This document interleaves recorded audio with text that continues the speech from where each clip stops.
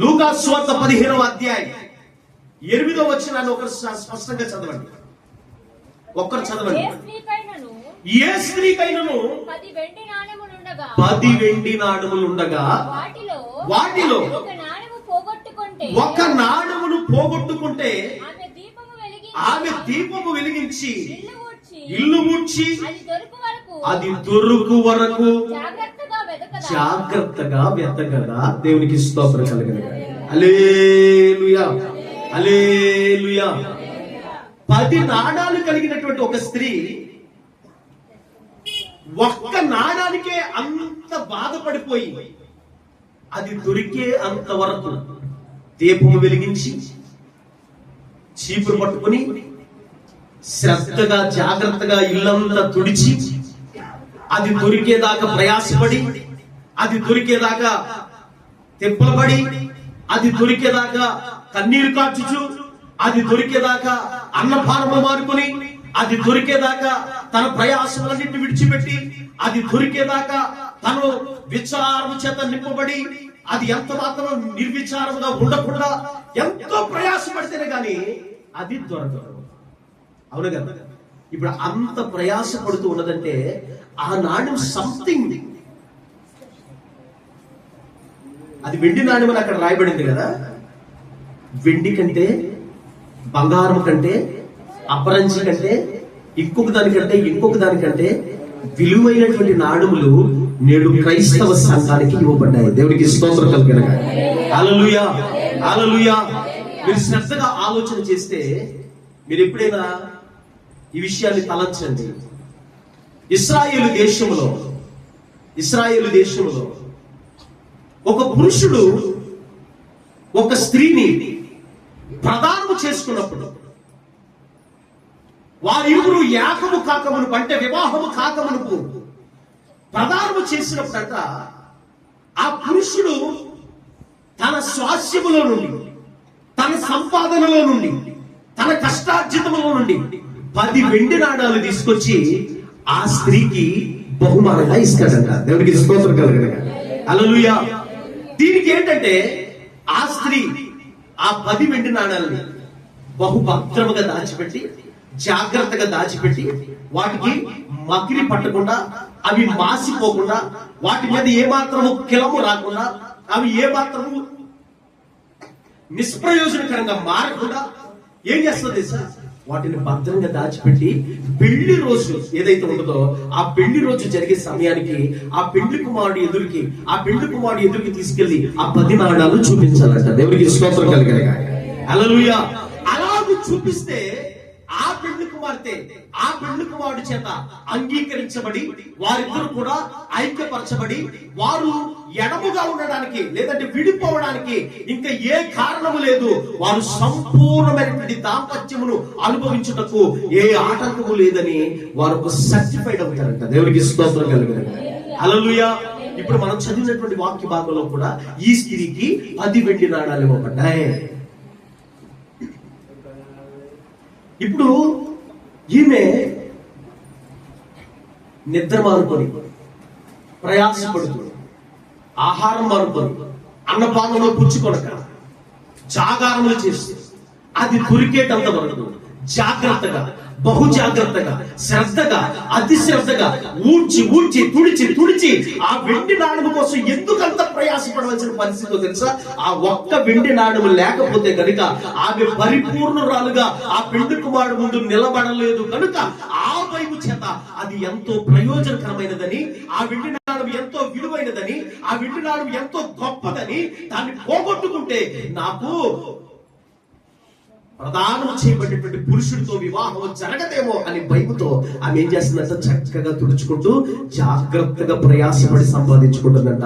వెతుకుతూ ఉంది, దొరికే వరకు వెతుకుతుంది. అది దొరికిన తర్వాత ఆమె గొప్ప సంతోషము చేత చెప్పబడి ఉన్నది. హల్లెలూయా.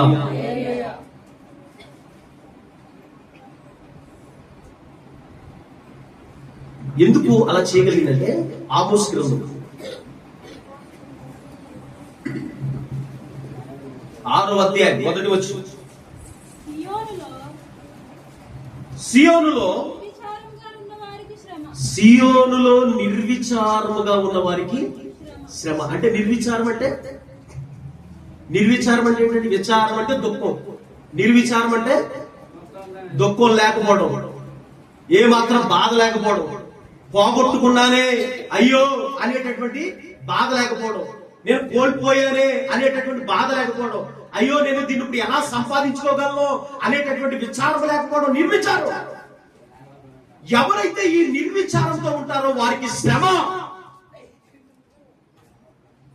ఏంటి శ్రమ? ఒకవేళ ఈ స్త్రీ 10 వెండి నాణాలు నాకు ఉన్నాయి కదా, అందులో 1 వెండి నాణ్యమే కదా పోయింది, నా దగ్గర ఇంకా 9 వెండి నాణాలు ఉన్నాయి కదా, ఆ 1 వెండి నాణం గురించి పెద్దగా విచారించవలసినటువంటి అవసరం ఏమీ లేదులే, అంతగా పట్టించుకోవాల్సిన అవసరం ఏమీ లేదులే. రేపొద్దున పెళ్లి కుమారుడు ఎదురైనప్పుడు, అయ్యా నువ్వు ఇచ్చినటువంటి వెండి నాణాల్లో 1 వెండి నాణం పోగొట్టుకున్నాను, ఈ 9 ఉన్నాయి అని చూపించగానే అతడు ఆల్రెడీ నా మీద ఇష్టపడి ఉన్నాడు కాబట్టి, ఆల్రెడీ నన్ను ప్రేమించిన వాడిగా ఉన్నాడు కాబట్టి, ఆల్రెడీ నాతో ప్రదానం చేయబడిన వాడిగా ఉన్నాడు కాబట్టి, ఏదో రకంగా నన్ను అంగీకరించేస్తాడులే అని ఉండడము నిర్విచారము. అలాగే జరిగితే ఆమెకు శ్రమ. ఏంటి శ్రమ? ఆమె విడనాడబడుతుంది, ఆమె తిరస్కరించబడుతుంది, ఆమె గెంటి వేయబడుతుంది, ఆమె అంగీకరించబడదు, ఆమె ఎత్తబడదు, ఆమె విడవబడి శ్రమలకు పాలవుతుంది. ఆమె ఆమె ఆమె అనే ఆ స్త్రీ ఆ 10 వెండి నాణాలు పొందుకుని 1 వెండి నాణాలు కోల్పోయినటువంటి ఆ స్త్రీ నేటి సార్వత్రిక దేవుని సంఘానికి, క్రైస్తవ సంఘానికి సాదృశ్యంగా ఉన్నది. సంఘంతో ప్రదానము చేయబడి కలువరి శిలువలో తన ప్రాణమును రక్తమును చిందించి సంఘంతో ప్రదానము చేయబడినటువంటి ఆ ప్రభు అయిన యేసుక్రీస్తు వారు రానయ్యున్న పెండ్లి కుమారుడై ఉన్నాడు. ఈ పెండ్లి కుమారుడితో సమాధానంగా ప్రదానము చేయబడినటువంటి వ్యక్తికి వివాహం జరగాలి అంటే ఆమె దగ్గర ఇవ్వబడిన 10 వెండి నాణాలు ఖచ్చితంగా ఉండి తీరాలి. దేవునికి స్తోత్రం కలుగును గాక. 1 వెండి నాణము విడిచిపెట్టబడిన, 1 వెండి నాణము కోల్పోయిన ఆ వ్యక్తి తిరస్కరించబడుతుంది. పెండ్లి వివాహానికి ఆమెకి పర్మిషన్ లేదు, ఆమెకు అనుమతి లేదు. పెండ్లి కుమార్తెకి ఆమెకి ఎంత మాత్రం స్థానం లేదు. హల్లెలూయా, హల్లెలూయా. ఇప్పుడు 10 వెండి నాణాల్లో 1 వెండి నాణాన్ని పోగొట్టుకున్న అభాగ్యులు, దౌర్భాగ్యులు ఎవరండి? ఎవరు? ఉన్నాయా మీ దగ్గర 10 వెండి నాణాలు? వచ్చే ఆదివారం తీసుకుని చెప్తున్నాడు సార్. స్తోత్రం కలుగును గాక. హల్లెలూయా, హల్లెలూయా. వెండి నాణెమును పోగొట్టుకున్న వ్యక్తి ఎవరు? ఆ వెండి నాణెం ఏంటి చెప్తారు, కంగారు పడకండి. దేవుని నామానికి మహిమ కలుగును గాక. హల్లెలూయా, హల్లెలూయా, హల్లెలూయా. ఇప్పుడు వెండి నాణెం లేకపోతే ఏం లేదు, ఆమెకి వివాహం లేదు, అవునా? ఎత్తబడి అనుభవం లేదు, మధ్య ఆకాశంలో పెండ్లి విందులు ఆమె ఉండదు, పెండ్లి కుమార్తె స్థానంలో ఆమె ఉండదు, సంఘం ఉండదు, ఎత్తబడిన వారు మాత్రమే ఉంటారు. 10 మంది కన్యకలు అని పిలువబడినప్పటికీ కూడా 10 మందిలో 5 బుద్ధి కలిగిన వారు, 5 బుద్ధి లేని వారు అని ఎందుకు నామకరణం చేయబడింది? కొన్ని నాడులను వారు నిర్లక్ష్యం చేసి పోగొట్టుకుని, చాలులే, సరిపోతాయిలే, ఇంత మాత్రము, ఇంతవరకు వచ్చాములే, పర్వాలేదు, ఇబ్బంది ఏమి లేదులే, కొంచెం ఆలస్యం చేస్తాడులే, ఈ లోపు తెచ్చుకోవచ్చులే, కొట్టు దగ్గరికి వెళ్ళి కొనుక్కోవచ్చులే, ఇంకో చోటకెళ్ళి తైలం తెచ్చుకోవచ్చులే, ఇంకో చోటకెళ్ళి తైలం తెచ్చుకోవచ్చులే అనేటటువంటి ఒక నిర్లక్ష్యం చేత ఆ 5 కూడా విడవబడ్డారు.